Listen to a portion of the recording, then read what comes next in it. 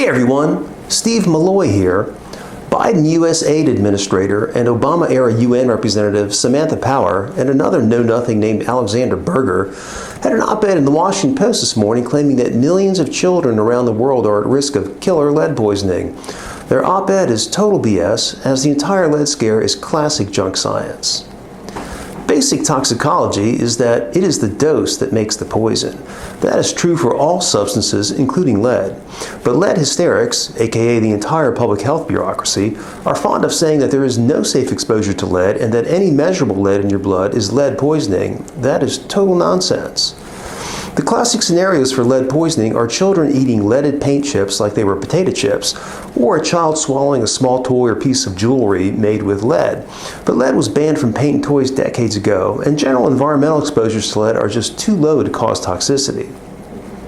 In their Washington Post op-ed, Power and Berger cited a study reporting that half of the 1.5 billion children in low-income countries around the world had blood lead levels as high as 11 millionths of a gram per deciliter of blood. But that level of lead isn't dangerous at all. The average blood lead level of children born before 1980 in the U.S. was 15 millionths of a gram per deciliter, or 36% higher. The greatest generation, baby boomers, and Gen X turned out just fine despite blood lead levels that would freak out today's public health hysterics. There are a couple more points I want to make. The public health bureaucracy claims that lead exposure reduces child IQ and increases behavior problems.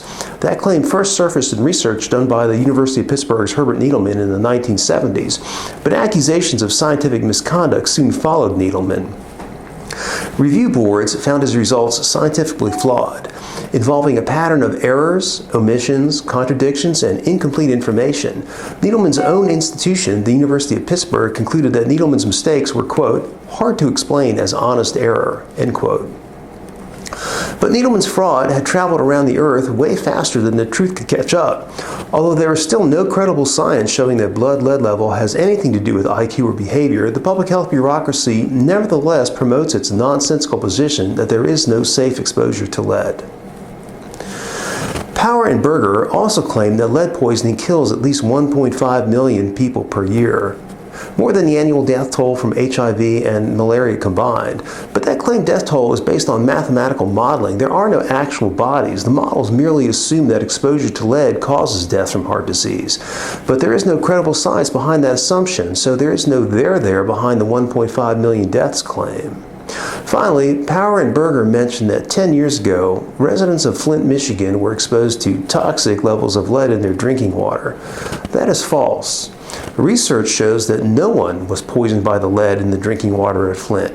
Yes, there were water problems at Flint for sure. They were caused by a bungling state and local government that were allowed to fester by the Obama EPA, but no one was poisoned by lead, even by lead hysteria standards. Facts matter, yet Samantha Power and Alexander Berger brought nothing but fact-free hysteria to their Washington Post op-ed. Stay up with the latest in junk science. Follow me on X @junkscience and on my website, junkscience.com. Thanks for watching.